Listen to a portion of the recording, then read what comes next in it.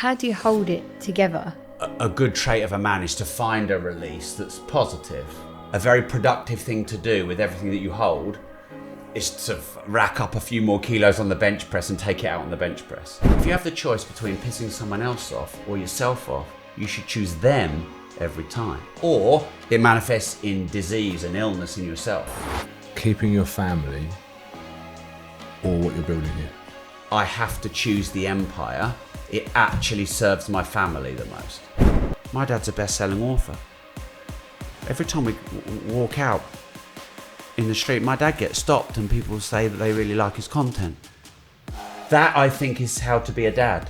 To show your kids the person you're supposed to become.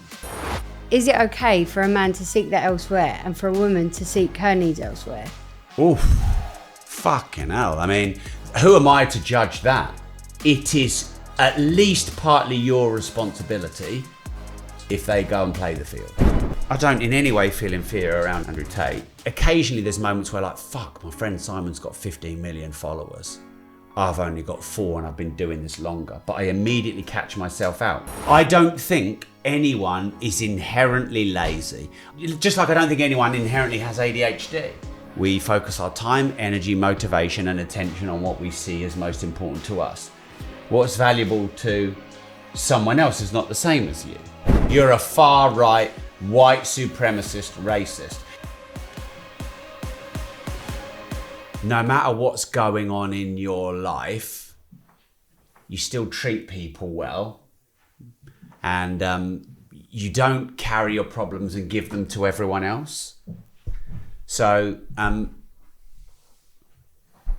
every day there's loads of shit on. In my company up there, we've got 100 staff. Every day there's loads of shit on. And every day I've got quite a lot of problems.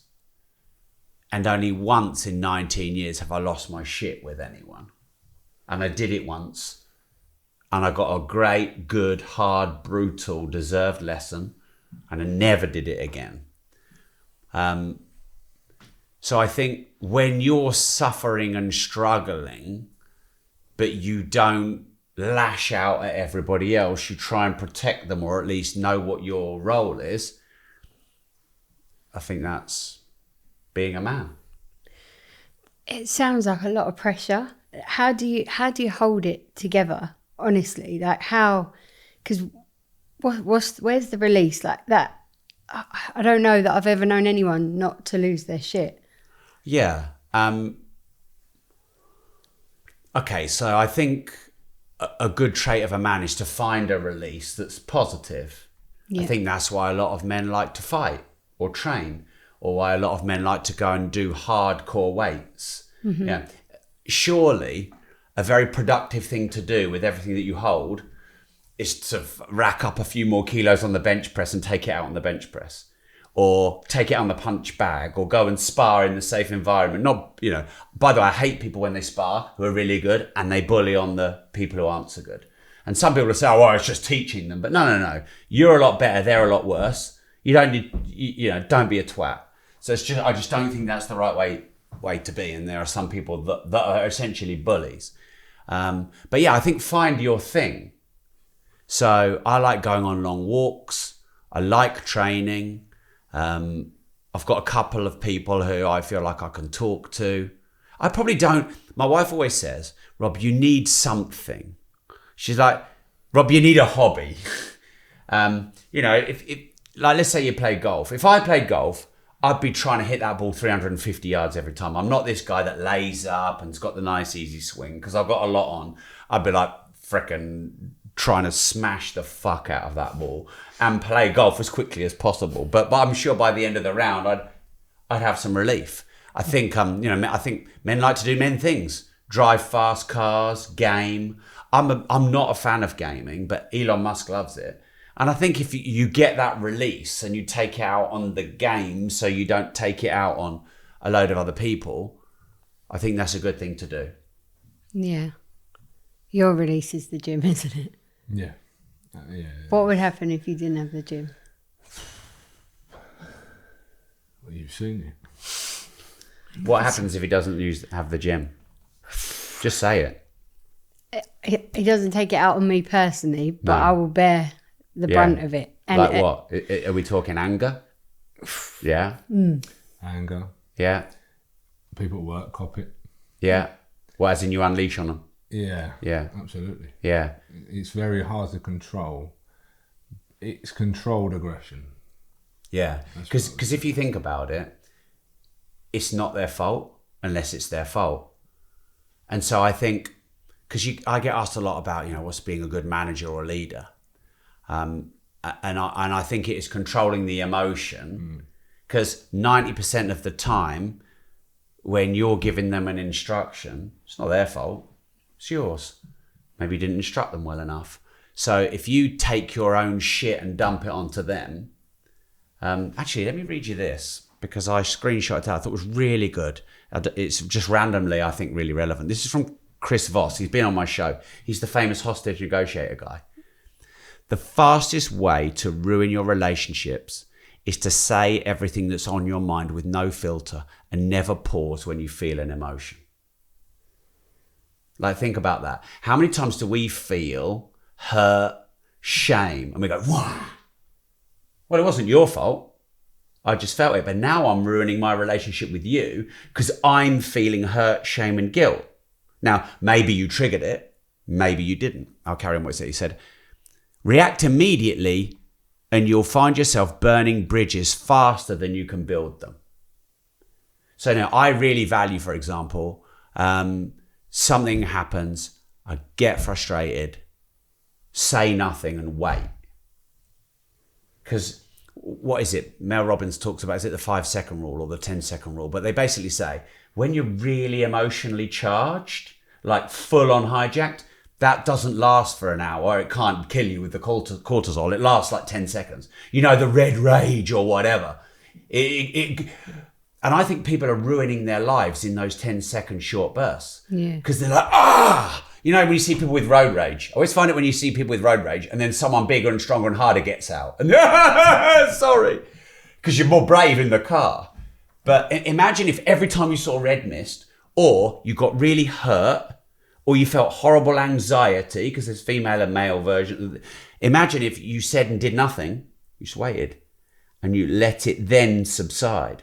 But I think people are ruining being managers, ruining being leaders, ruining the relationships, because they don't know how to handle that really strong red mist emotion. What I think a lot of people are doing though is burying the emotions. Yeah, that's true. You can go the opposite way and suppress. What you resist must persist, and what you repress must be expressed. So you're right. On the other side of it, no light without dark, like we were talking about earlier. On the other side of it, because John DeMartini said to me, he said, I have a law of lesser pisses, which is if you have the choice between pissing someone else off or yourself off, you should choose them every time. So on the other side of it, if you repress, then it comes out way bigger, or it manifests in disease and illness in yourself. I know repressors and martyrs who are riddled with arthritis, because literally that energy and emotion is manifested inside their body. Calcification inside the body because of the emotions, which goes back to you saying about you need the gym, you need the sparring, you need the weekend with the girls, you need the hobby, whatever you need as the release. Yeah. It's interesting because I think it's a confusing place to be, because I've come from somewhere where I had a dad who was very, I don't know what you'd call him really, typical narcissist. I don't know that word. I find, but this is how Lewis and I bonded. When we met, we had a lot in common, didn't we, with our past, our dads, like very different characters, but both bullies in their own ways. Wow. Yeah. And as a woman, it's really hard to know where to feel safe with that power, if that makes sense. So for me, I don't want to make this about me, but for me personally, I battle between finding my own way in life, finding my own security, my own peace, my own wealth, whatever it might be, but then equally needing that from a man. So I think that's probably quite common. It's really tough. And I think it's a modern phenomenon for a woman. Yeah. I mean, it's affordability reasons. 70 years ago, one man could do a labour job and look after his wife and his 2 kids in a nice 3-bed house, and he can afford it. And now, because of ridiculous inflation and house prices, you both need to work full time. So there's a financial element that's created it. Yeah. But then there's also the blurring of the roles of a man and a woman. There's a power struggle as well. I think there's like it is that blurring, and it's that push and pull, and who's responsible for what, and when are you stepping into my lane? And so you work, do you? we work together. Right. But we've got to a place where I've recognised that I've had to give up a bit of myself there for the better, and because it wasn't working, was it? Let's face it. There was a power struggle. It's true. Well, whoever's the boss at work, the other one will be the boss at home. That's the thing. I worked with my wife for 5 years, and I was the boss at work, and it was all unconscious, but she pulled the power back at home. Yeah, and that's she where felt shame at work. I felt shame at home. Yeah, the dynamics is really interesting. You know, a seesaw goes like that, and a seesaw never sort of stays in the middle. Yeah. So I think the art is continual communication. Yeah, and that's what I was going to ask. Because have you got to a place now in your marriage where you feel we've pretty much, I know it's always work, but we've got the balance there right? And if so, how did it get there? I think that you have to work on it every day. Yeah. Like if I could sit here and say I've got the balance just right while she's having an affair with my business partner, you know, you never know what's going on. I mean, I don't think she'd ever do that, but I think that it takes continual work. And is it hard to find space for that with the empire that you're building? Well, I think we all find space for the things that are most important to us. So my wife defaults to find space to raise the children, and she hides from her own pain by raising the children. I default to building the empire, and I hide from my pain by building my empire. So we're doing the same behavior, but if we both keep essentially avoiding, the kids are looked after and the empire's good, but there's been distance between ourselves. Yeah. So Tony Robbins says, if you want a great relationship, you have to think about not what you can get, but what you can give. So I suppose as a man, my responsibility is what's most important to my wife to meet her needs, and take some ownership to help that happen, even if she's not doing it. My wife could happily not talk to me for a couple of weeks. She's not like a natural communicator. And she finds like if conversations get heavy between us, she gets a migraine. It's like a physiological thing because of the type of person she is. Whereas I'm like, I'm probably more the female in the relationship. She's probably more in the male.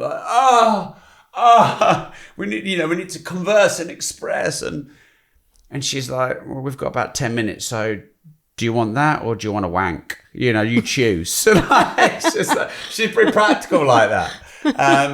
And so you're just navigating all of that. But at the same time, I remember David Goggins, he said to me when I interviewed him, he said, look, my job as a man is I've got to go to war. And sometimes I go to my wife and I say, I've got to go to war. I need a month. You got to let me go. I know you don't want to let me go, but I got to go. And it's like, sometimes we've got to go. We have this conversation, don't we? But so if you let us go, great. But then we've got to come back and get, there's got to be that equal honouring of each other's values. Yeah.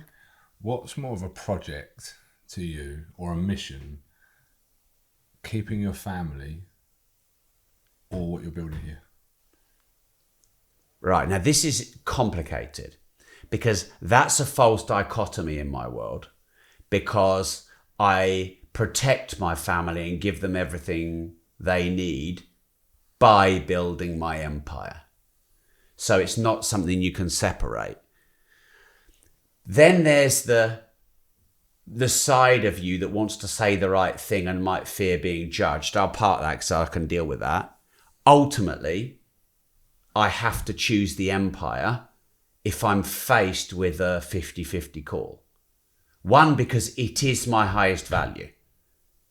And two, because it actually serves my family the most. Now, if I do it all day, every day, I neglect and negate my family.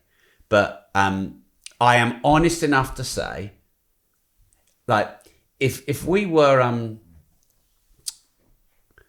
kidnapped, my family, myself, my wife, and my kids, and the whoever was holding us hostage said to my wife, we'll kill your husband or we'll kill your kids. She should absolutely choose to keep the kids and sacrifice me. She should absolutely choose that. I know that, see what I mean? It's a false dichotomy. Hopefully that's never going to happen. But the point is, her highest value and her mission is raising the kids. It's not what I'm saying it should be. It's what it is. It's her behavior. I've seen her choose the kids over me time and time again. Now that hurts my pride sometimes, my ego or whatever, and we have to navigate that. And some men don't really care about that, but I do because I'm a bit softer on the inside.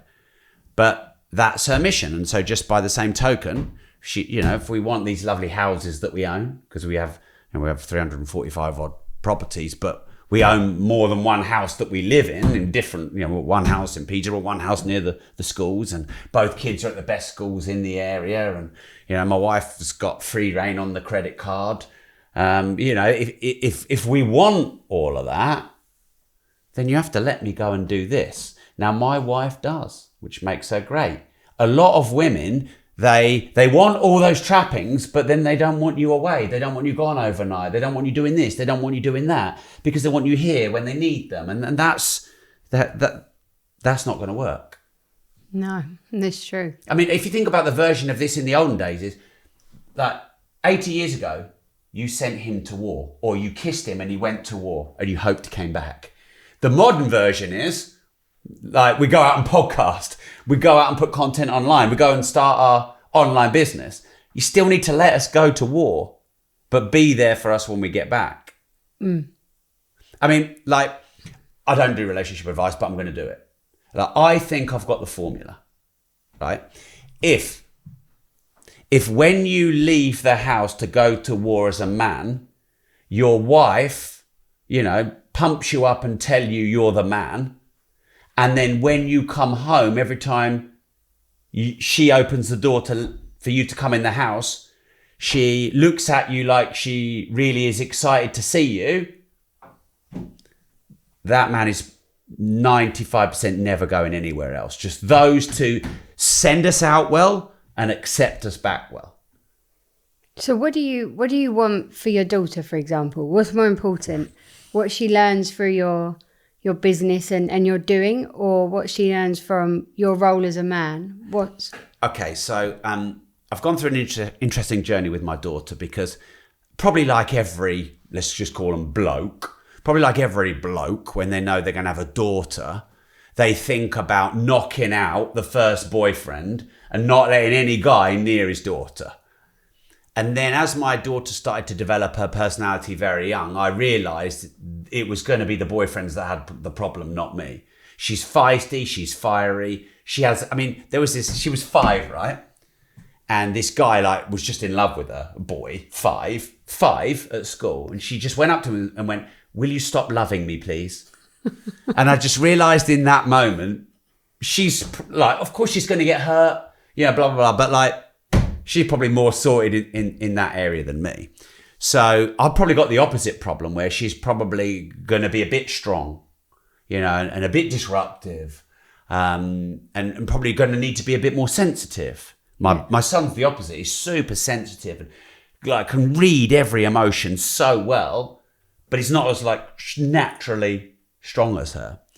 So really, I think my job as a dad to my daughter is to prepare her for the world. So what I noticed with having kids is you can say everything 100 times and they won't listen, but they watch what you do. Yeah. So I used to feel guilty about not being at home. So, for example, I see some people who work 9 to 5. My next door neighbour works 9 to 5, but he walks to the train station at 6. He's got a good job in London. I see him walk past because I'm always up at that time. And then he walks back at 7 p.m. But then he doesn't work weekends and he spends all the weekends with his kids. And, you know, that's great and everything. But I am always there even if I'm busy. And my daughter gets to watch me. So my dad's on GB News. My dad's a best-selling author. Every time we walk out in the street, my dad gets stopped and people say that they really like his content. That, I think, is how to be a dad. To show your kids the person you're supposed to become and prepare them for the world. Do they really care about that? What? Yes, to show them how to prepare for the world, but do they really care about the content and all the other stuff when all they need is love? They're getting it from one parent. Yeah. And if they are requiring it from another, and they may not be getting as much as they need. Yeah. Do you see what I mean? Spoken by someone who probably didn't feel like he got the love from his dad that maybe he needed. Maybe. Me and my children. Yeah. That's the truth. Right. Okay. Yeah. And you sort of alluded to it and I picked it up. So John DeMartini said to me, you never make any mistakes with your children. I'm like, what are you talking about? And I've got an example of this when what he told me, I learned.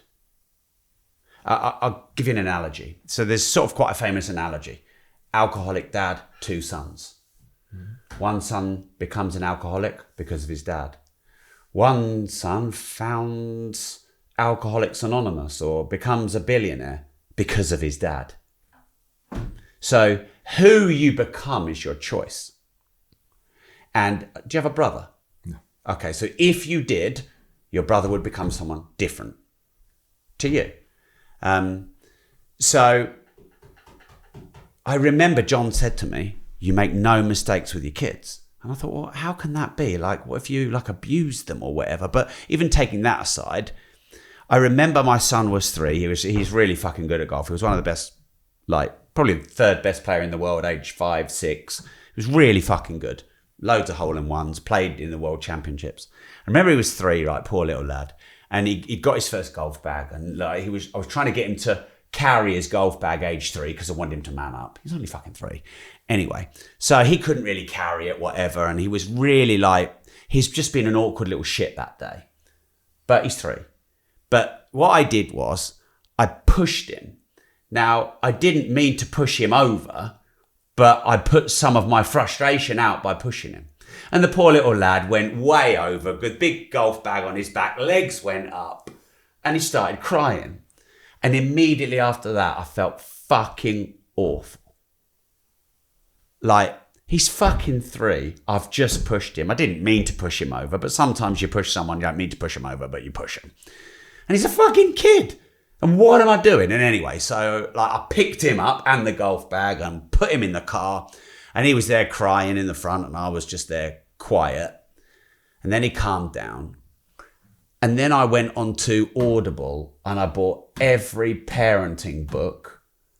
And in the next 2 weeks, I listened to every parenting book, which I wouldn't have done had I not pushed him over. I didn't mean to push him over, I'm being hard on myself here. And I realised, you make no mistakes with your kids. Do you cuddle your kids? I'm just curious. I try and hug Ariana, my daughter, a lot, and she loves to reject me. She's like, "Oh, Daddy, and I occasionally get a hug from her. My son, not really. I'd kind of like to. Why? Because I'd like to feel it. What can't you feel?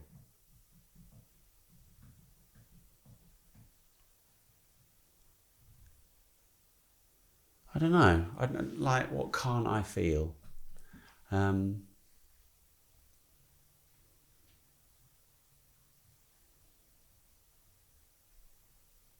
Yeah, I don't know. I mean, I know I love him, and I'm sure he loves me, but, you know, him cuddling me, I mean, he's 14, so that doesn't mean he loves me more or less. Because, you know, you probably understand these love languages. And, you know, sometimes I want things from my wife or my kids because I want them. And that's a challenging thing when you're a parent, because when you're a parent, really, you should be selfless to raise great kids. But then you have your own needs. So I try and be like, okay, well, all right, if my daughter doesn't want to cuddle, then am I going to have to try and turn it into a game and tickle her and get it in a fun way? What am I going to do? Just hold her while she doesn't want it? But like that's my needs, not her. And so I've got the duty of a parent is to find out what's best to raise your kids, because the kids don't know. So, I mean, would I like more hugs from my 14-year-old son and my 10-year-old daughter? Yeah, but that's my needs. Yeah, I mean, I can relate to that. Did you used to do it when he was younger? What, hug them? Yeah. Yeah, more, and they didn't really like it. Do they like it from your wife? Yeah. Sometimes I get jealous of my son because of the height that he is. He just nuzzles into her breasts deliciously. And I would just like, let me have some of that. I should, like, you want something I've never said on the podcast before? I never knew, like, you can't read this in any book, you can't get taught this anywhere, you just have to feel it. But, you know, before my son was born, who's 14, I was the most important man in my wife's life. And, you know, she would, like, more than happily meet all my needs. She's brilliant at it. And I was her center of the world. And then my son was born. And then I wasn't the most important man in her life, and I wasn't the center. And that was really confusing. It took me 10 years to really figure out, like, it was really, like, I didn't like it. And I sort of suffered quite a lot alone because I didn't know how to handle it. But, like, Bobby, even from, like, age 0, always used to demand my wife's attention. And I even used to, like, think when he was breastfeeding that he's looking at me going, like, you know, I've got a boobs, you haven't. And it was like if you imagine it in some, like, cartoon, like, and it was just the weirdest experience. I can't believe I'm saying this. Just the weirdest experience, like, you know. But no one teaches a man what that's like when you're so used to being number one and now you're number 2. But you know, like, part of you as a man thinks I should be number 1. Wait a minute, I've put everything on the line to build this life, so you don't have to work. Interestingly, I think that's why Lewis was rejected by his dad. Oh, wow. Yeah, it was. That's exactly the reason. Why? Because I was born. Right. In a nutshell. Which isn't your fault. No, it's not my fault. But it's exactly the reason, because I was actually born. He took your mum's attention away. I did, yeah. Yeah. Sorry, you I took. took the attention away, and he didn't like it. But instead of embracing it like you've done, he didn't like it and pissed off. And how do you feel about that?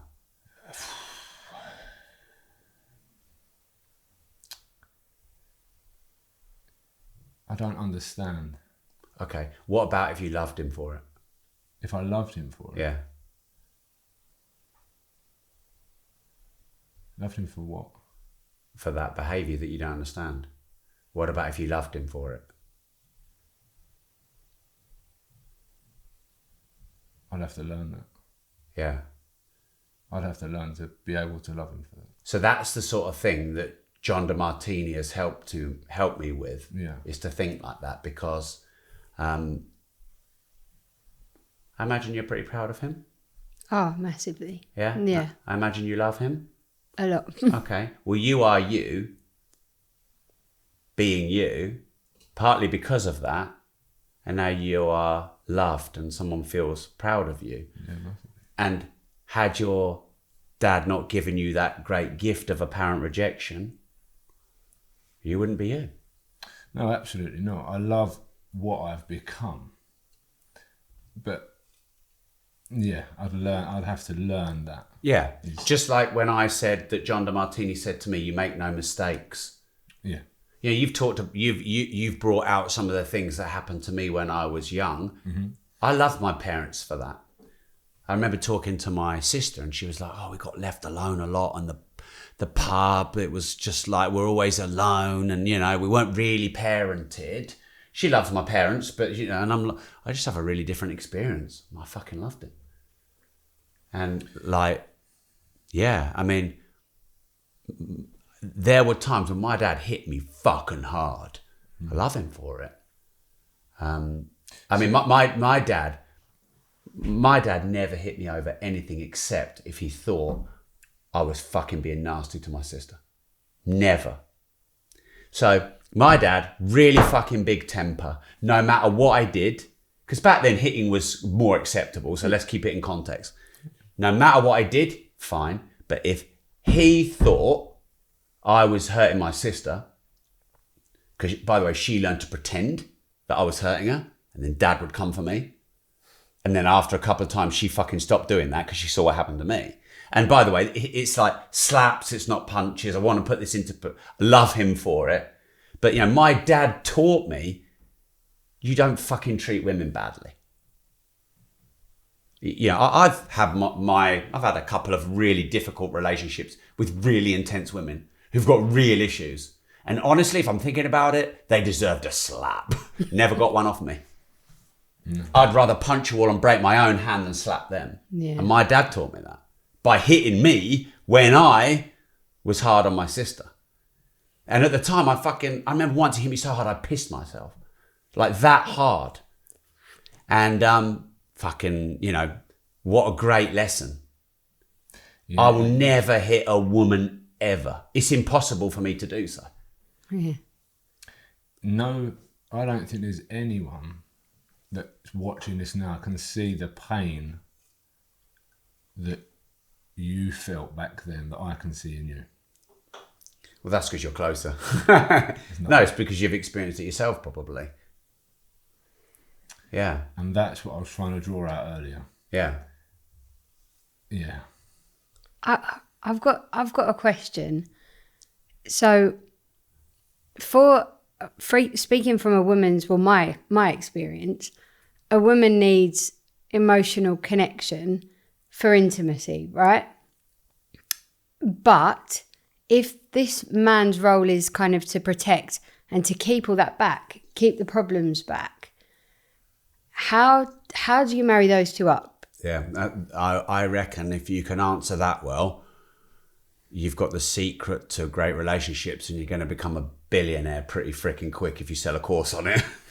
Because that is, for me, can't speak for the world, for me that's the hardest paradox.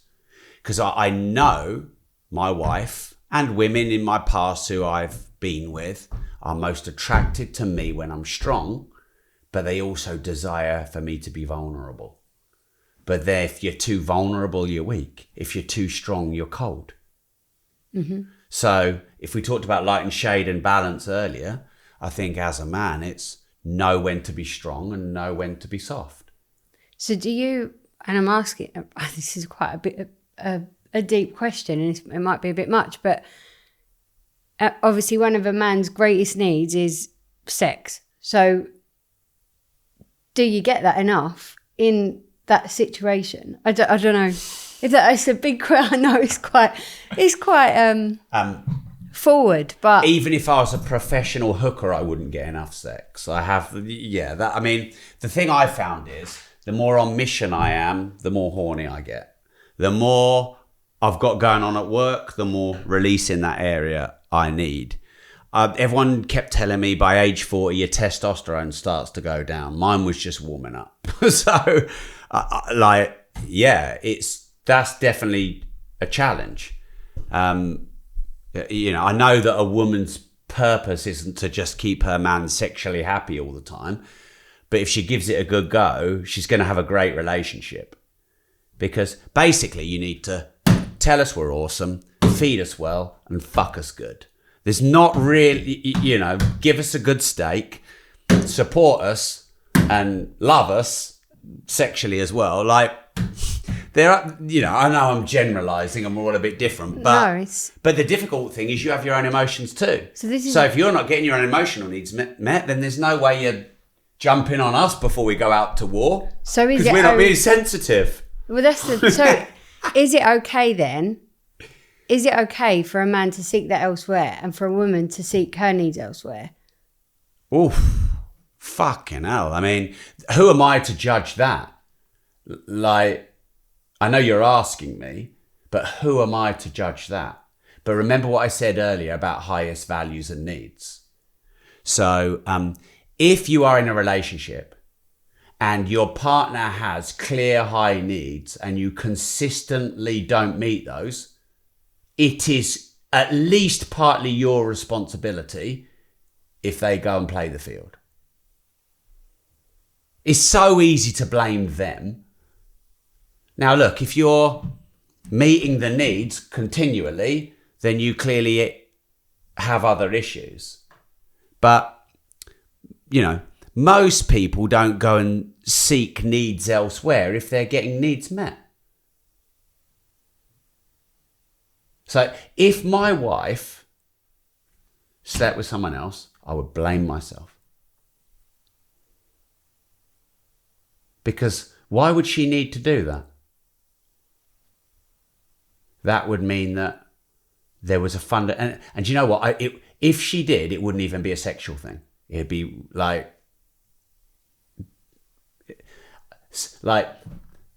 the universe is equally kind and brutal. Everything you need to learn, it will teach you, but it will teach you hard.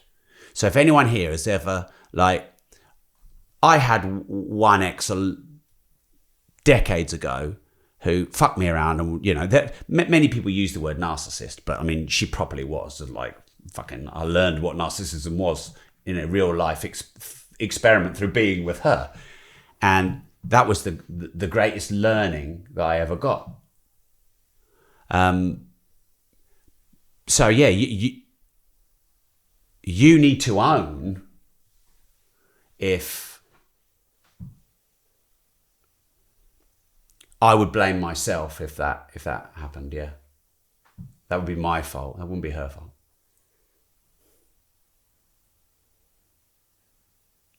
She wouldn't be doing it to me. How could you do that to me? No one has an affair to you. Sorry for the minute, but let's just imagine we're together. How could you do that to me? You're not doing it to me. You're doing it because you've got unmet needs. Mm-hmm. So actually, I'm doing it to you. Have you ever been in that situation before? Where what? Where I've been cheated on? Or you've cheated. One person's needs haven't been met. I don't think so. But then thinking about it, maybe. How does that make you feel? I mean, I've been with my wife 20 years, so we're talking pre-20 years, so this is hard for me to navigate. Well,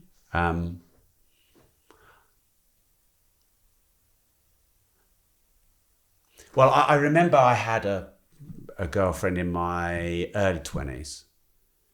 I fucking believe I'm telling you this.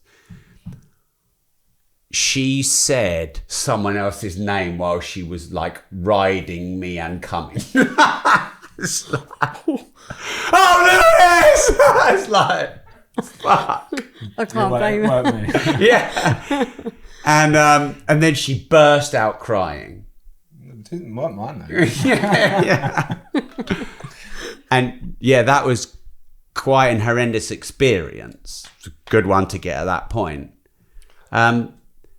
But it was quite early in, and she was young, and I was needy, and I was probably a bit vulnerable. Therefore, I attracted someone who was came with baggage. I should have seen the signs. I didn't. Was lonely.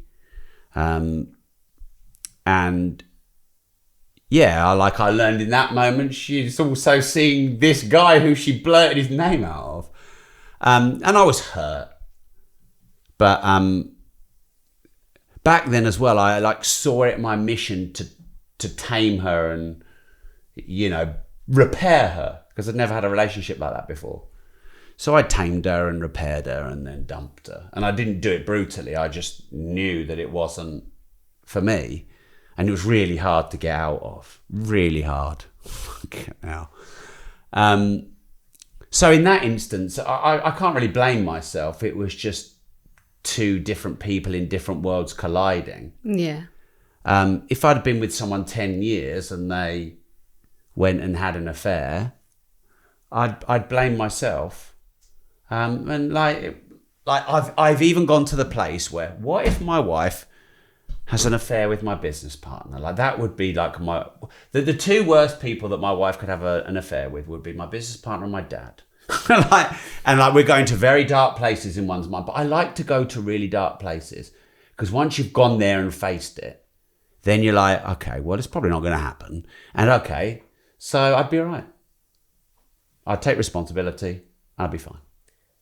So, sorry, I've got to ask this then, because it's interesting for me, and I think for a lot of women.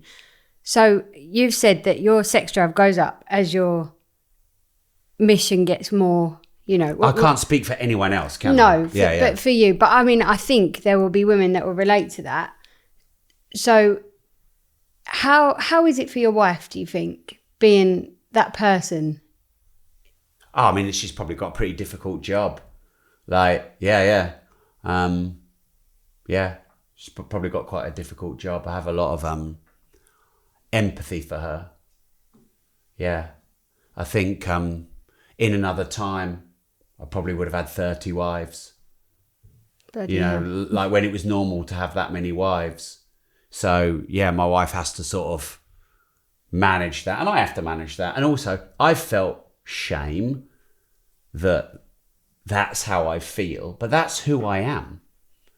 So, yeah, it's so I've had, you know, speak to a therapist a lot, and or actually not recently, but I have, and you know, yeah, like, well, Elon Musk seems all right with it. He's got 12 kids, hasn't he? I don't know how many different mums that is, because in a way, we're like, in 500 years, everyone will look back and go, do you remember when people used to meet and then get married and then stay together for 50 years? Because like, even like people in their mid-20s now, they don't do that anymore.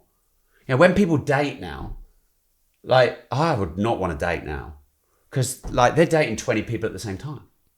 Yeah. And Carol Vorderman, she's got 5 best friends, i.e. 5 people she's long-term banging in long-term relationships with. I mean, like, you know, some women are full-time jobs. I don't know how you do that many. No. But you know, like, times are different and changing. And I like, our generation, we're a bit stuck between, you know, like, I know people who are my parents' age who clearly wanted to divorce 25 years ago and stuck it out because that's what you did. Is that better? You could argue not, because they'd be much happier if they just got rid of the grumpy fucker. But they stay because they fucking swore the oath. You got that, and now we got married, 3 months later, you're annoying, divorced. So you just got all this fucking weirdness going on. And when you're in a human interaction, you've got their values, your values. So it comes back to, like, I care about you if I care about your values. Yeah. I don't if I just care about my own. Mm-hmm. So yeah, it's not easy being my wife. That's why there's only one. Well, That's why she doesn't have a public profile. Well, Lewis said to you earlier, what would you be without the business? So I guess the question is, what would you be without your wife?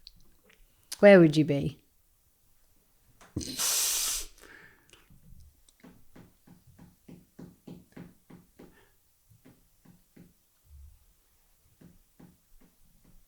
I don't know.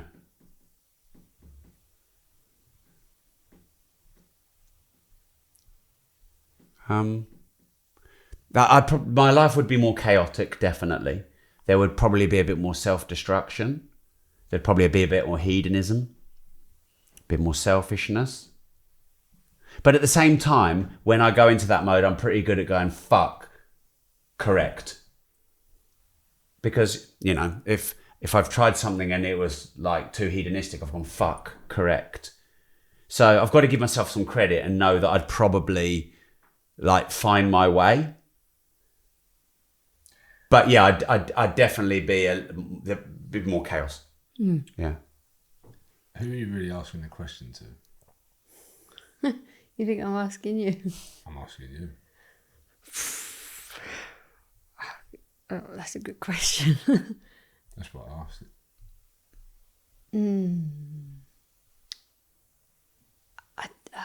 Yeah, I guess I'm asking you, but I'm not.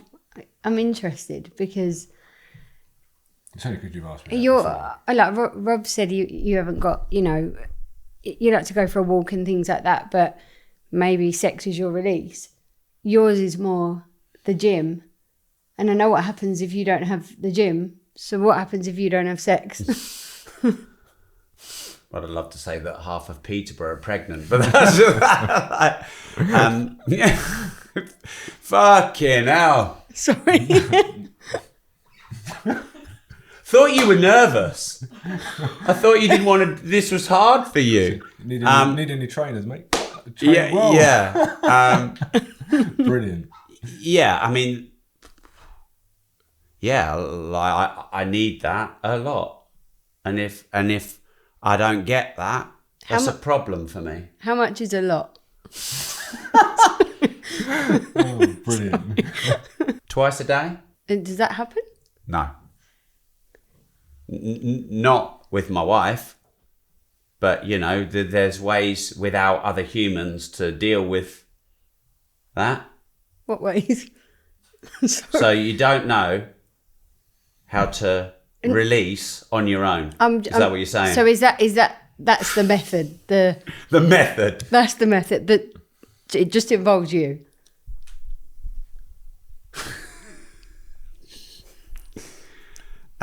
You do know I have a brand. Yes, yeah. Yeah. So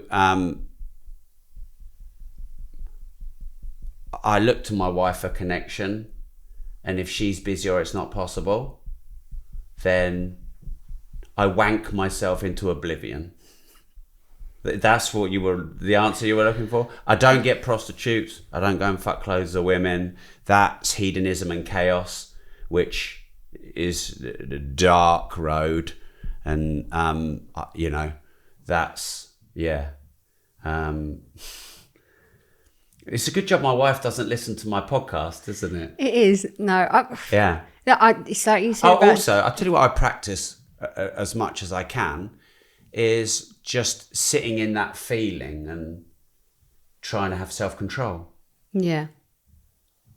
Well, I agree with you. You can't, like, judgment, if you're judging someone, like, there's no judgment from me. Yeah. I just think there, like we were saying about this equilibrium of life, there are always things that people are trying to grapple and deal with while they're out there seemingly without, would you call it a struggle?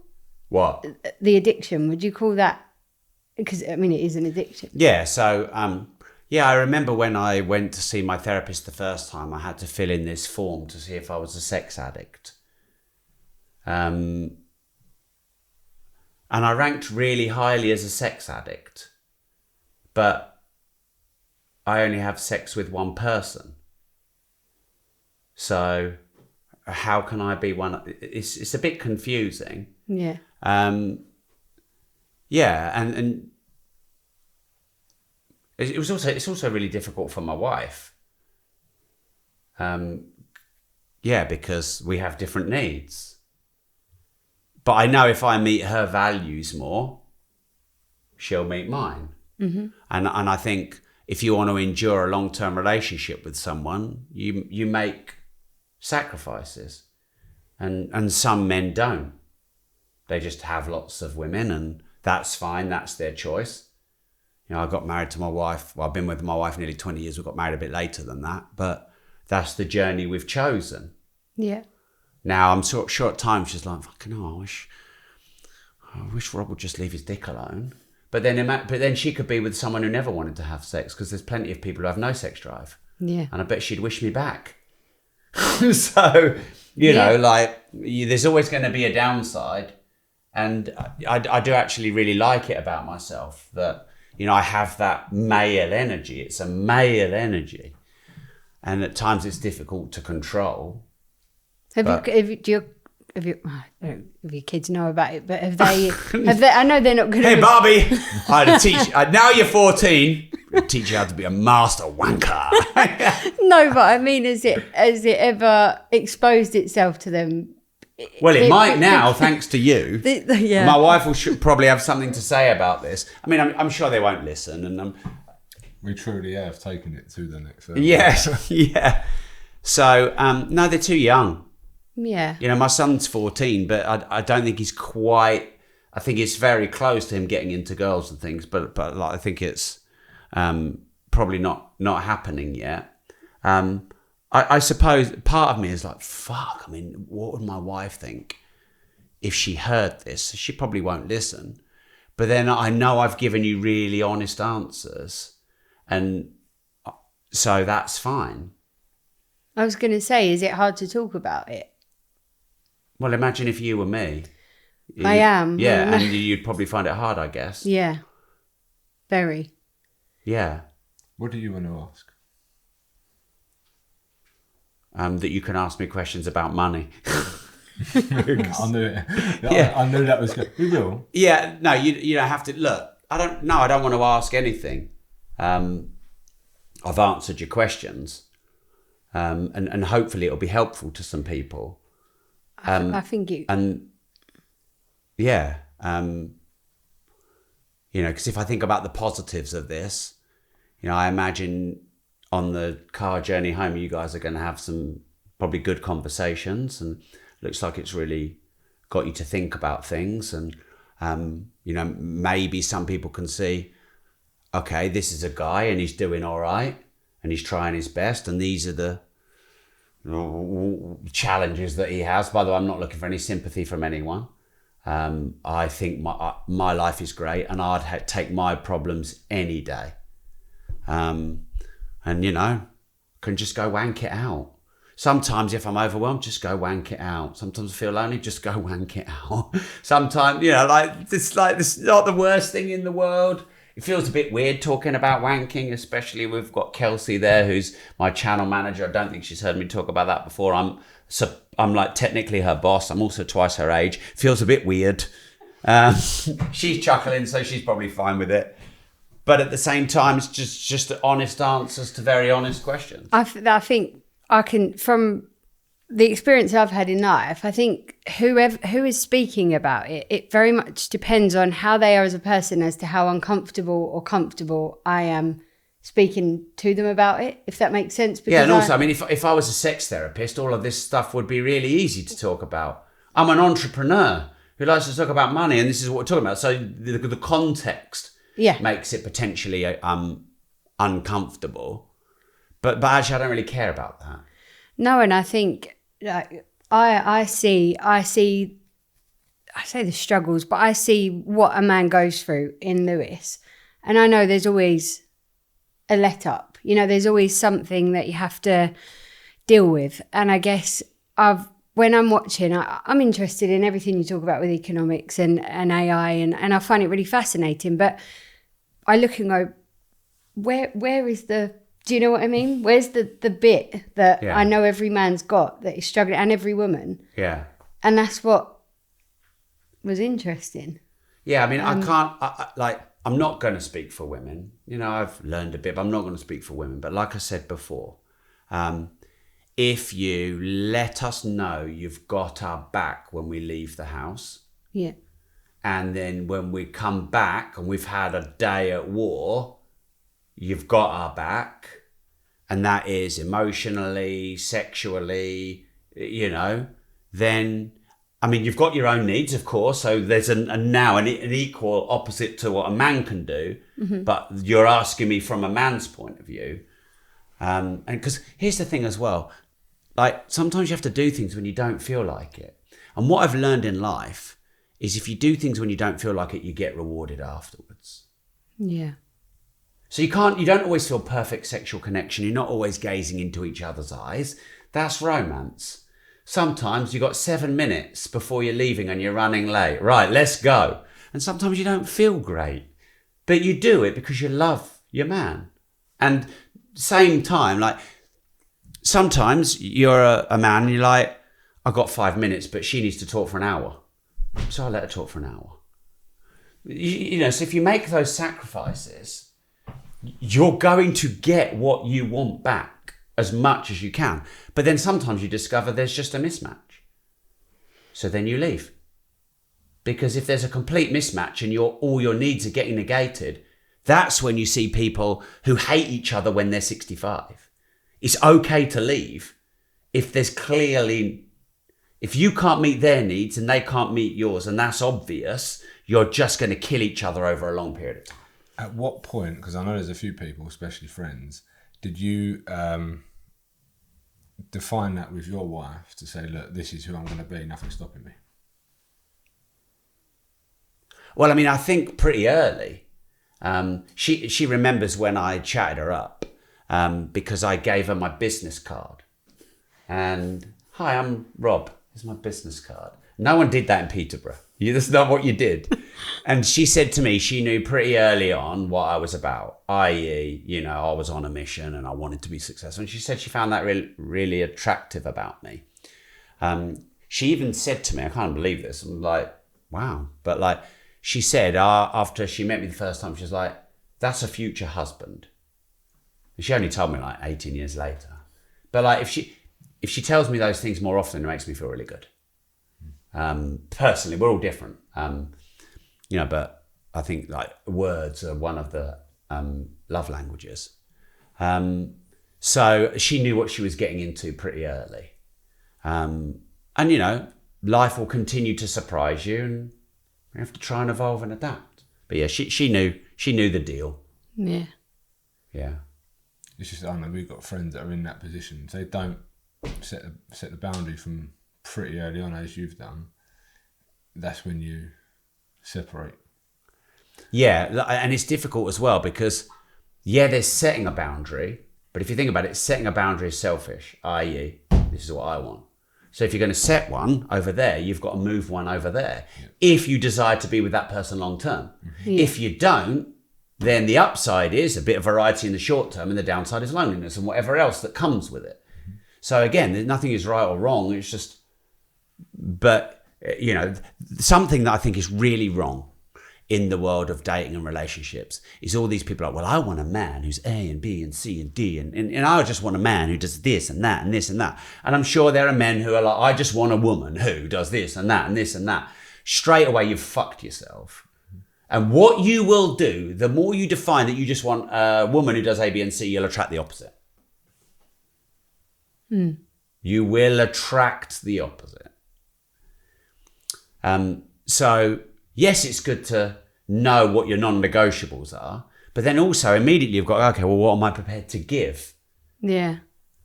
Has anyone ever made you feel inferior? No, since the bullying days, since then? Well, I mean, if you think about it, no one can make me feel inferior without my permission. And have you ever given that permission? Yeah, I don't in any way feel inferior around Andrew Tate. Yeah. Because I just know I'm not like him, but I've got some similarities. Yeah. And you might think, well, you know, he's kickboxing world champion and he's one of the most famous people on the planet and he's, you know, I mean, I've got a lot of property. I'm pretty sure I've got a lot more property than him. But I don't feel inferior to him in any way.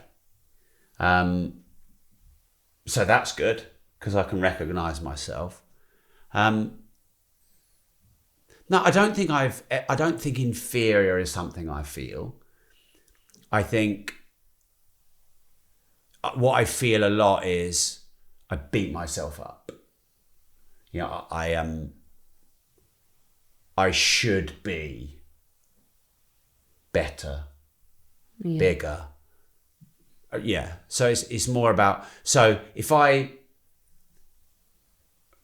feel shame so sometimes, like, I've got loads of creative friends. I've got a lot of followers, but some have got more. And some have got more in a shorter time. Like my friend Simon Squibb, and we've been friends for years. And back in the days of Clubhouse, I was one of the biggest followed on Clubhouse in the world. I think about in the top 200. And I would sort of support him on Clubhouse a bit. And then he sold his business and went all in on content. He blew up on TikTok. And we had a chat a couple of weeks ago. We stayed friends. And, you know, occasionally there's moments where, like, fuck, my friend Simon's got 15 million followers. I've only got 4 and I've been doing this longer. But I immediately catch myself out because Simon's pumped millions into his personal brand and he's done his personal brand 10 hours a day. I think he owns 1 property. I think he's just written 1 book. I've written 19 books. I've broken 2 world records for public speaking. I've got the UK's largest property training company. You know, I've got 345 rentals, whatever. So as soon as I go, oh, you've got 14 million and I've only got 4, I go, wait a minute, Rob, I'm on a different mission. And I love Simon for what he's done. He's blown up and that's great and we're good friends. But we're on a different mission. So you can only feel inferior when you're comparing yourself to someone else as if you should be on their mission.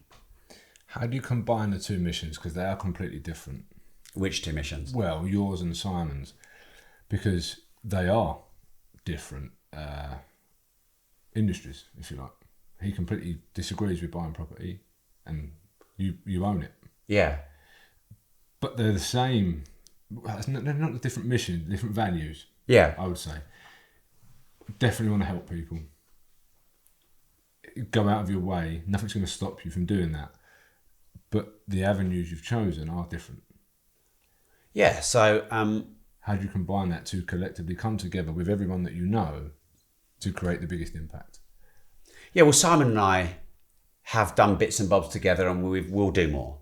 And we've got an idea. It was his idea, actually. Because I said, look, let's do some content. He's like, well, yeah, but let's do this instead. So, yeah, we've got something cooking. What is it? It's actually around property. Is it? Yeah.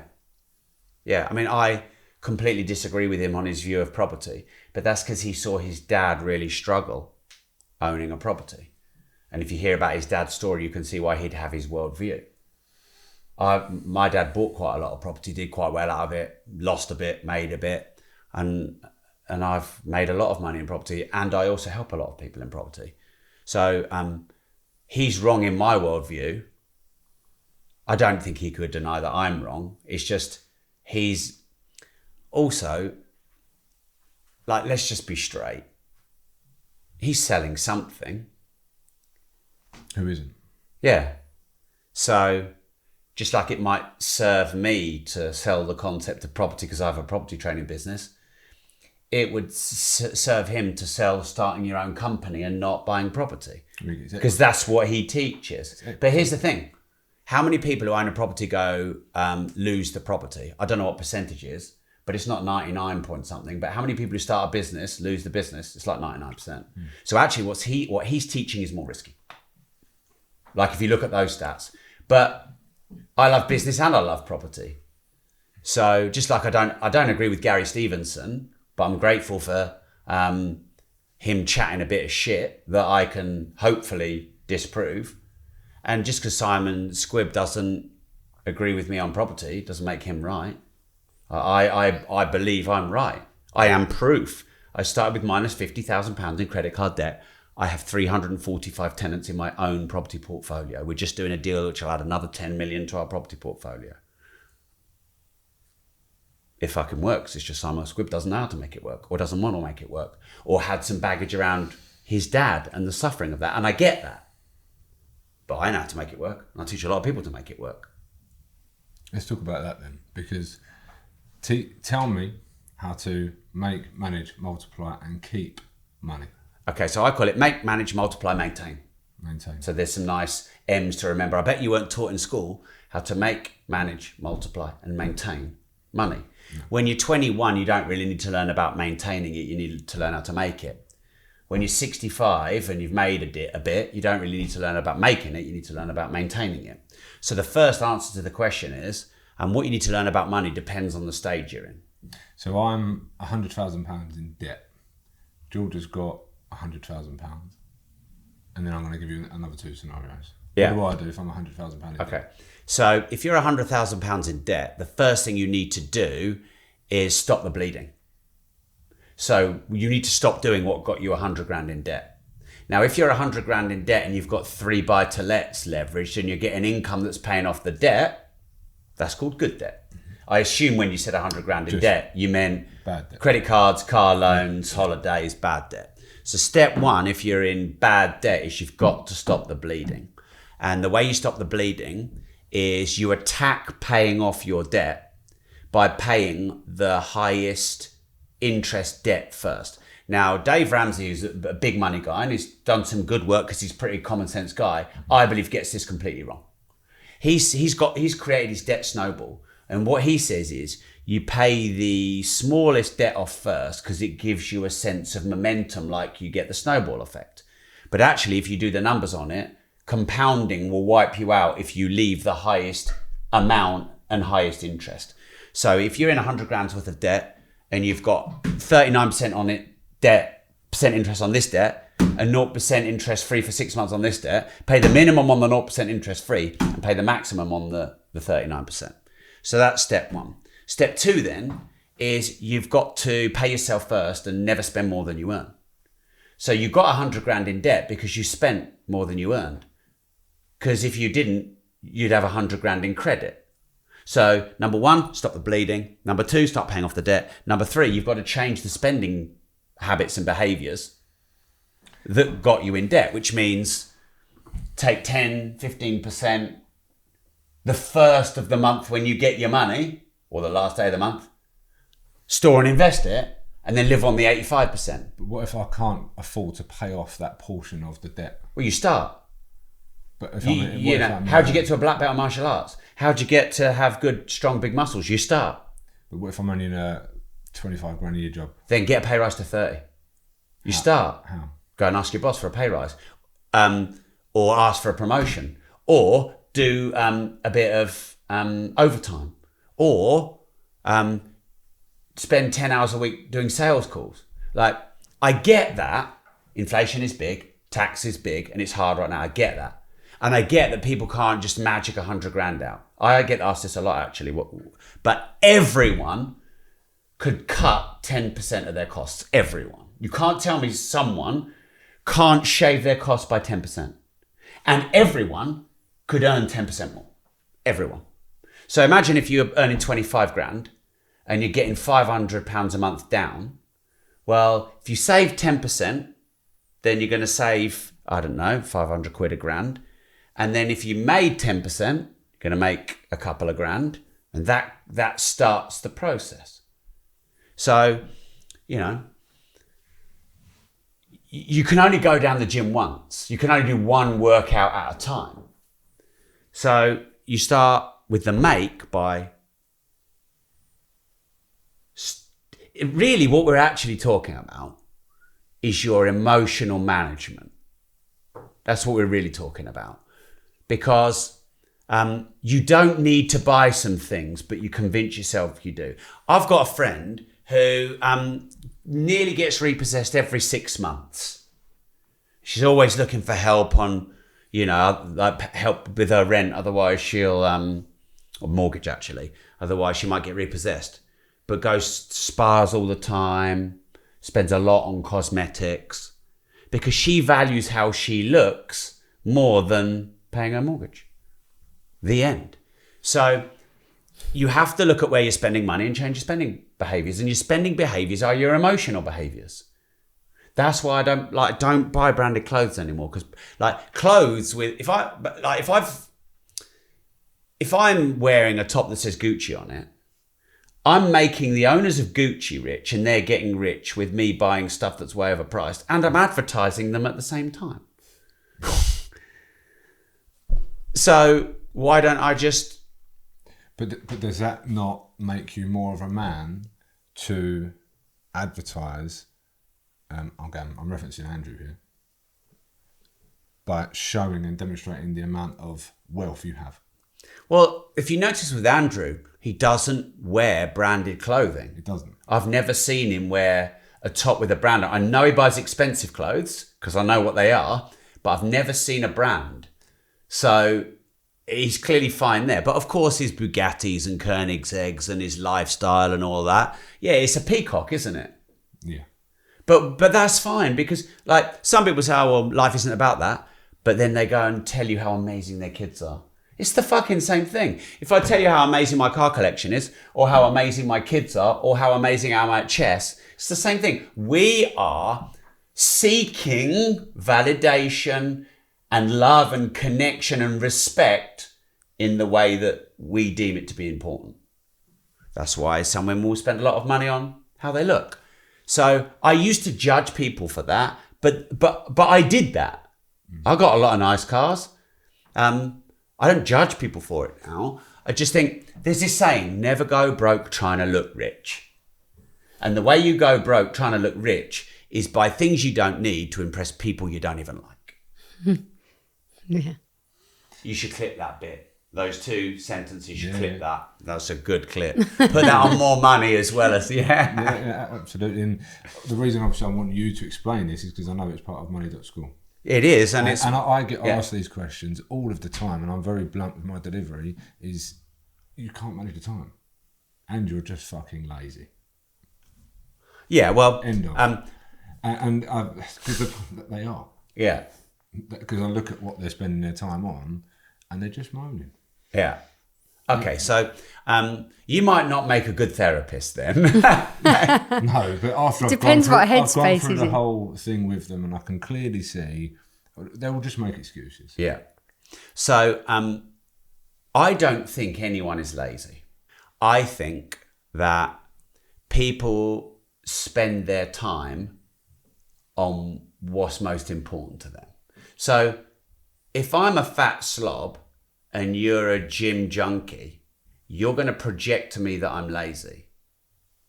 But, maybe I code all night and I'm a brilliant software developer. And I imagine you can't be asked to do any of that. So if I'm judging you on code and software, you're a lazy twat who's always in the gym all the time trying to look good. No, but I'd outsource. Maybe. I I would outsource that because, from my point of view, I've bought, sold businesses, bought property. Am I the smartest person in the room? No. But I can certainly recognise what I'm good at, and it's not coding. Yeah. So I would hire someone Yeah. to do that, But knowing the cost of that. But here's the thing. The guy who you think's a slob, who's brilliant at code, you might think he's a lazy slob. But you've judged him on being lazy by his fitness instead of... You'd actually probably want to hire that guy as a coder. I'm trying to think if we know a coder. We do know a coder. He doesn't go down the gym and he is a slob. So, for example, you can say, at school, are kids lazy or are they just bored with shit teaching? If we're talking about school. Yeah, well, we're talking about people.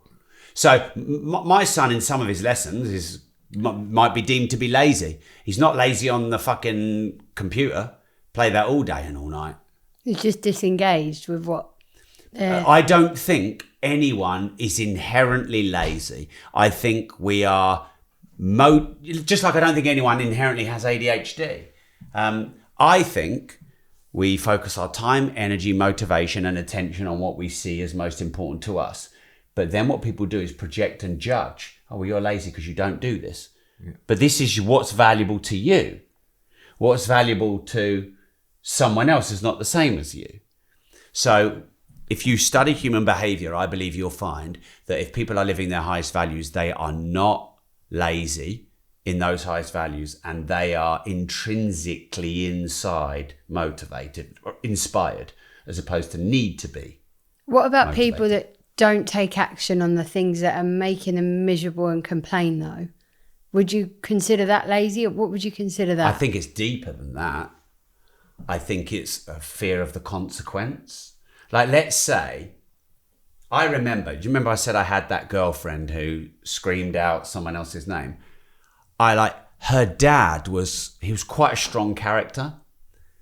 And I remember not wanting to upset him by dumping her, because they had a sort of a fractious relationship and he was quite a strong character. So I remember feeling like, oh, fuck, I don't want to upset him. And then I remember thinking, well, she's going to go wild if I let her go. So I'll just keep it cool for now. So there's many factors that are there that stop you making hard decisions. It's not that you're lazy. It's that you fear the consequence. So this is why I really like the concept of facing your fears and doing hard things every day. So what are those things that these people need to do to make the better choices? Okay, this is a good question. So the first thing you need to do is you need to get really clear on what's important to you in your life and what your values are. That's where it starts. Because here's the thing. A lot of people are living other people's values, i.e. they don't really know who they are. They don't really know what's important to them. Mm-hmm. And they're judging themselves against... Here's the thing. You'll never be as good as someone else at being them. But no one will ever be as good as you at being you. Clip that. So that was good. So the first thing you need to do is find out who you are and what's most important to you. Number one. That can be really bloody hard to Yeah. do. Well, no one taught us it at school, did they? No one taught us how important it is at school. So yeah, there's people in their 50s that have been living their whole life. Like, I know people whose parents died 30 years ago and they're still living to please their dead father 30 years ago. Yeah. Fuck. There's some baggage you're carrying there. So first off, find out what's most important to you and then go and fucking live that. And then take the downside consequences of that and take the risk attached to that. If you quit your job in pursuit of the thing that's most important to you, it's the right decision. And in the short term, you're going to get into a bit of debt and you're going to have to pay your mortgage and your friends and family are going to go, ooh, ooh. I have a little rule when it comes to getting rich. If you want to get rich, never listen to a broke person. But here's the thing, broke people will always give you advice. And I always say free advice is worth every penny. So, get around the right people who have similar values, who are further down the road. Honour and respect yourself and know that that's the life you want to live. And then be guided by those people who've been there and done it. And just let everyone else have their opinion. Yeah. Even to this day, sometimes I get a bit irked when people project their opinion about me. And I always like to remember that their opinion is none of my business. And they are entitled to have it. And I need to let it go. And have I ever bitched about anyone? Yeah. I just disagreed. I didn't diss him, but, I don't really like Gary Stevenson's message. So I can't get upset if Gary Stevenson says something about me. I've just said something about him. That's why I try not to be personal. I don't think anything I've said on this show or ever on any show is personal, because that's something I wouldn't want in return, because that feels wrong and unfair. Yeah. But someone else's opinion of me is none of my business, and they're entitled to it. Because if they're not, then that's a violation of free speech and thought, which we're supposed to have. So I think Mel Robbins has just written this book. I think she's calling it Let Them. I don't even need to read the book to know what it is. I've heard of it. And it's really good. She's really good at taking really complicated potential things and just turning it into a few words. 5-second rule. Don't need to read the book. I mean, everyone's going wild about that book. I'm like, don't need to read it. I know what that is. And so let them. I know what that is. Oh, they're bitching about you. Let them. Oh, they're complaining. Let them. But when you don't know your mission, you get drawn into all of that. Oh, the banks, the government. Oh, their opinion about me. Oh, my mum, my dad. Oh, I've got to please everyone. Because the most powerful thing you can do is know your own values, and your mission is linked to your values. Because then all of that is just like, yeah, whatever. That's what you can do. So you told us to start. Can I have another one of these? We've got 8 minutes. And then you got left. a dash. And then I got a dash. Boom! She is the pun queen. Thank you. Yeah. So you told us how to start. Yeah. What's the next step? Okay, so then the next step is you need to get better at earning money. You stop the bleeding, you reduce the expenses a bit, you get yourself a little bit of breathing space, and then you've got to start making more money. So I think there's 2 ways to make money. 1, make money in a job. 2, make money employing and being a boss. It's really the 2 ways to make money. Now, I'm not the guy that says sack your boss, quit your job. That can be really bad advice. Anyone who loves their job, they should keep it. Anyone who loves their job, even if they want to be an entrepreneur one day, if you love your job and you're not an entrepreneur yet, learn everything you can loving your job. And you know, because sometimes you can take too much of a risk. And the odds of being successful in business are really bad. I mean, that's partly something that's really wrong with the British culture, and there isn't enough support for startups. There should be more. But decide whether you're going to earn more money in your job or career, or earn more money starting your own business. And then you've got to figure out how to be valuable. And then you've got to figure out where can you be most valuable that pays the most amount of money that you're living your values. That's the formula. And where can they start to learn it? Money.school. There's hundreds of hours of content on there. Courses, resources, masterclasses to make, manage and multiply money. It's a good place to start. Have you had any collaboration with independent schools, private schools? I spoke at Eton not long ago. I've spoken at a few schools and colleges, but really, why would the schools want me in? Because everything that is fundamentally wrong with the school system to raise entrepreneurial, self-responsible people with full agency, if everyone learned that, people would figure out to either leave to Dubai or figure out ways to get good accountants and get their tax bill down, and it wouldn't serve the banks and the government. They'd figure out that actually you can get a better return on your money not in the bank and not in savings accounts. Do you think? So that's why I launched Money School. Yeah. So instead of trying to change the school system, you asked me about the political system earlier. I'm not going to be able to change that. No. I'm not going to be able to change the school system because it's political. But I can launch my own school. Yeah. Money.school. Did you have like conflicted feelings about your kids going to school? Yeah, my wife really wanted them to go to a good private school. And to me, that's a better option than a state school. Not against state schools, if that's all you can do. But, you know, I felt responsible to get my kids educated well, and that was part of the drive for me to become wealthy. Yeah. But yeah, like if my wife had have given the immediate blessing, I probably would have homeschooled them. And that wouldn't have been easy. And there would have been downsides to that. Yeah, I'm probably 50-50 on that. Because I think socially, like if you take them out of social situations, I think it's really bad for them. Yeah. So if I did homeschool, I'd have to make sure they had as much social and they had friends. And by the way, as well, like, how do you learn how to avoid bullies? By navigating it on the playground. Or by putting them in a situation, you speak about boxing, you put them in that situation, they're going to learn. Yeah. Now, if you homeschool your kids all the time and you take them away of those playground or, you know, on the street lessons, that could be really dangerous as well. So I'm not, like a lot of people who do what I do, like just completely against the school system. I'm not. It's got many merits. It just doesn't give good financial education. It doesn't teach you to be responsible for your own wealth, really. No. But it's obviously not designed for that, is it? It's designed to create labour workers for the industrial age. When we had an industrial revolution in the UK, that's what the system is designed for. It's 100 and odd years out of date. So my question is, obviously you've got a lot of friends that have gone abroad. Yeah.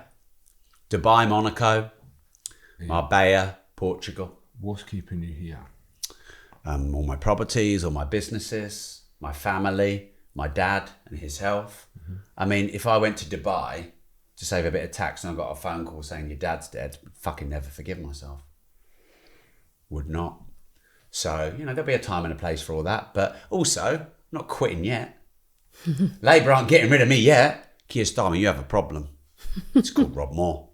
I ain't going anywhere. Money.school's a fucking problem for you. He'll have to try and rob more. Yeah, That was terrible. Money.school, yeah.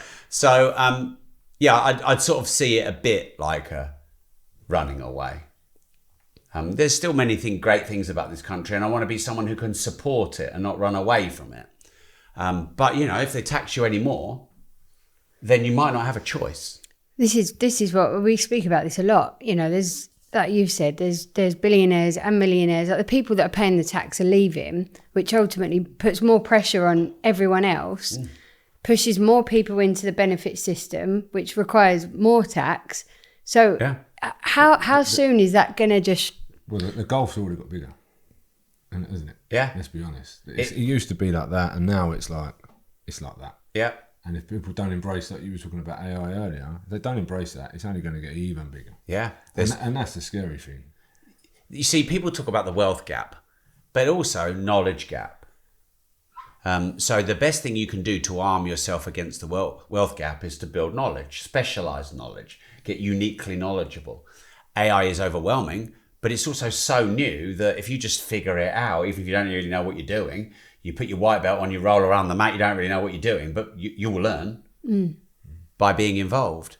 I mean, look, what do Labour need to do? They need to stop being Labour, and they're never going to stop being Labour.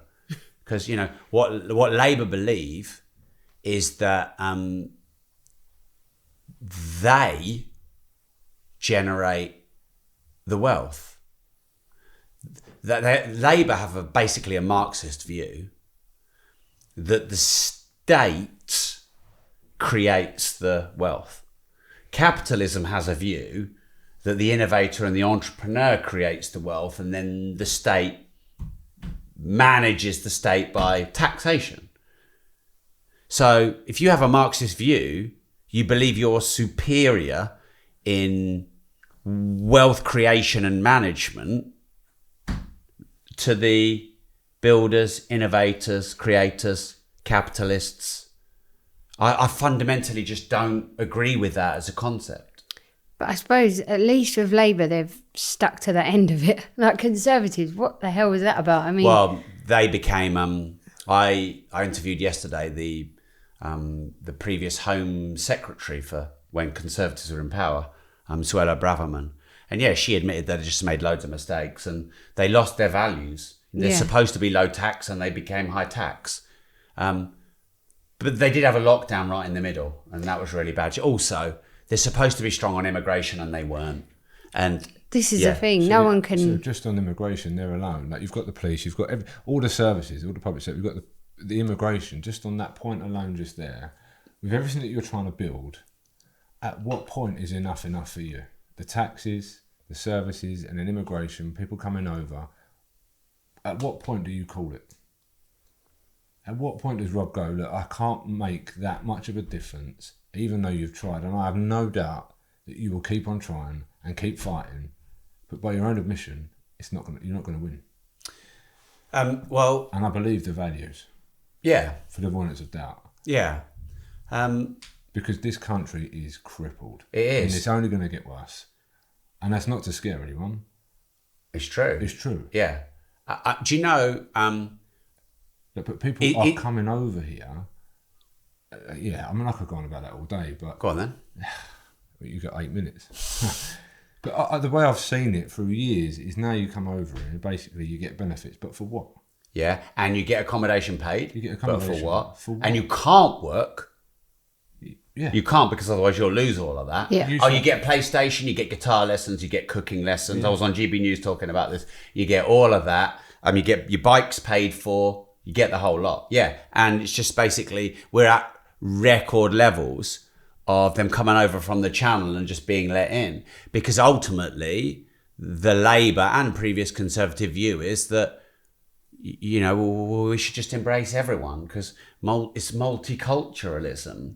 But the problem then is you have no identity of what your nation is. No. So we're not Britain anymore. By the way, and as soon as you talk about that, what do they say? You're a racist. I know. Yeah. You're a far-right, white supremacist racist. Mm. And if we say, oh, wait a minute, now white males are the minority, oh, cry me a river. You can't fucking talk about it. Well, no. We walked through Peterborough last night and we went, doesn't feel like England.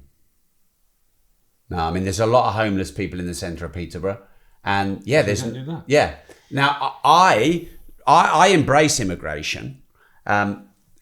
If you want a better life and you're in a country that can't provide it, and you come here and you live the values of this country and you provide value, you're welcome as far as I'm concerned. Yeah. And I know other countries are the same. But if you just want to come here, squat in one of our houses, because Labour have just now introduced this, will pay the landlord 5 years guaranteed rent to put an immigrant or an asylum seeker in it, which is then just going to make less property available and push the rents up for the English and the British people. Which the banks control. Yeah. So this is why capitalism is actually good, because capitalism is, if you're good, you get rewarded. If you're not, you get penalised. Mm-hmm. And that's how it should be. And like, I don't even blame the people coming over, because they're probably going, everything's a bit fucked here. Yeah, go to England, because you can get a free PlayStation, guitar lessons, cooking. I mean, we do you the get same. a nice hotel paid. If your fucking kids are getting bombed, or you of course you should, like, why wouldn't you? Absolutely. So it's not their fault. No. It's England's fault or Britain's fault, and at the moment it's Labour's fault. But they believe in multiculturalism. I believe in every nation. If I go to Dubai, I respect their culture. Mm-hmm. It might not be mine, but I'm in their country. If I come to your house and I'm in your living room, I take my shoes off. And like, if you give me a cup of tea, I'll put it on a placemat. Because I respect your coffee table, and I'm not going to come and shit on your living room rug. But this is what we're allowing in this country. It's ridiculous. But that's the thing, we've just... control. But do they really believe in that? Or is it they want the control, and the people that don't understand that need to? I don't know. Like, I don't know. I was talking to this, very experienced MP yesterday, and her husband was basically like, well, Labour know exactly what they're doing. They've got all the information. They've got all the data. They know what they're doing. Data's the most powerful thing. In what world do they know what they're doing? Well, I mean, I think, why'd you keep putting taxes up when all the millionaires are leaving? He would say they know what they're doing. They want all the millionaires gone. They get the votes by making the millionaires the enemy. That's what I mean by they know what they're doing. I mean, they don't know how to run this country. But to be fair, they got given... it's a bit like when Sir Alex Ferguson left Man United and the new manager came in, they didn't get given his best squad. Labour have not been given the country in its best state, and it takes a long time to undo 14 years worth of ruin. So you can't just blame Labour, even though I am more right than left. But their first year, I don't see many good signs. No, you say stop the bleed. What they've done is open it. Yeah. Well, we go back to the money. How do you stop the bleed in an economy? Is you stop wasting taxpayer money. And stop removing the people that are going to help get you out of the hole. Yeah. So the richest man in the UK, a few weeks ago, left. Now, the Livingston brothers, like, worth 8.5 billion, just left. Like, I write about this on LinkedIn, and you see so many people go, shut the door on your way out, or fuck off.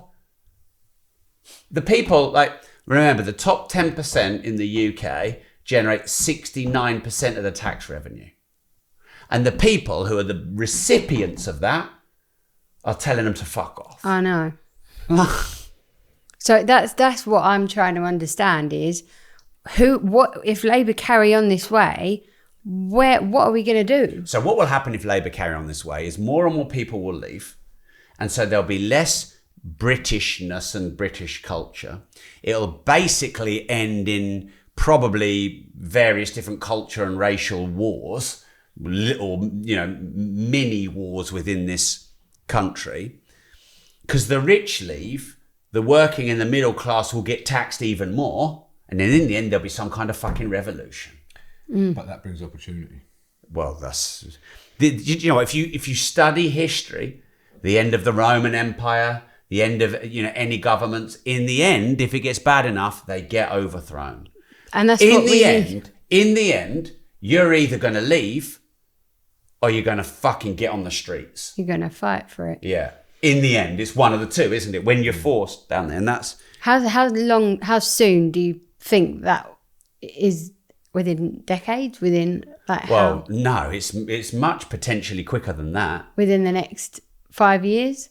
Well, if Labour keep jailing people for writing social media posts, but let out rapists because the prisons are full, there's a start. If they keep putting up taxes on employers who've got to go bust, or one of my friends who left to Portugal had to because of how much tax he would have had to pay. He was literally forced out. So in the end, everyone like really, they can see what's going on and they're like, enough. Yeah. And on that note, Yeah. 3:29. So just tell everyone where they can find you. Obviously, they know where to find you, but promote the life out of what you got coming up. Rob Yeah. Moore. So, I mean, you can find me anywhere online. My name, Rob Moore, but the best place I think to start is Money School. Yeah. So the URL is money.school. It's just what you type in. And there's hundreds of hours of courses, resources and masterclasses to make, manage and multiply money, start and scale a business, build multiple streams of income, the mindset, the skill set, the strategies, the tactics. I think it works out about 50 pence a day. You cancel any time, no ongoing contract. If you've got kids, you can give your kids the login. So no kid will ever pay for money.school. And we're doing a 14-week homeschooling series on money for kids at the moment as a way for me to give back. Money.school. Right. Thank